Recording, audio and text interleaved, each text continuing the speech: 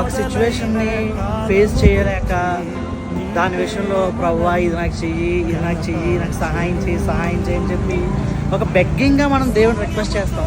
కానీ అది కరెక్ట్ కాదు. ఎందుకంటే యేసుక్రీస్తు ప్రభు మనసు మనకి కలిగి ఉన్నప్పుడు ఆయన ఎలా ఆలోచించాడు ఒకసారి ఫర్ సపోజ్ 5,000 మందికి 5 రొట్టెలు 2 చిన్న చేపలు పంచాలన్నప్పుడు ఆయన ప్రభువా ఏంటి 5 రొట్టెలే ఉన్నాయి 2 చేపలే ఉన్నాయని చెప్పి దేవుడు బాధపడలేదు.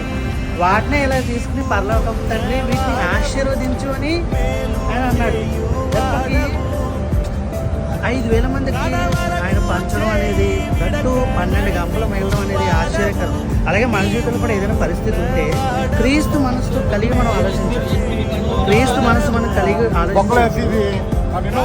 దాని విషయంలో పరిస్థితి ఎలాగైనా ఉండని కానీ దేవా దీన్ని ఆశీర్వదించు, దేవా ఈ పనిని ఆశీర్వదించు, నువ్వు మమ్మల్ని ఉన్నతమైన స్థితిలో ఉంచుతున్నావు, థ్యాంక్ యూ తండ్రి, థ్యాంక్ యూ ప్రతి దానికి థ్యాంక్ యూ. పరిస్థితి ఆపోజిట్గా ఉండని కానీ థ్యాంక్ యూ తండ్రి, నువ్వు ఇది చేసినందుకు థ్యాంక్ యూ తండ్రి, నువ్వు ఇది ఇచ్చినందుకు థ్యాంక్ యూ తండ్రి. ఇలాగే మనం చెప్పాలి.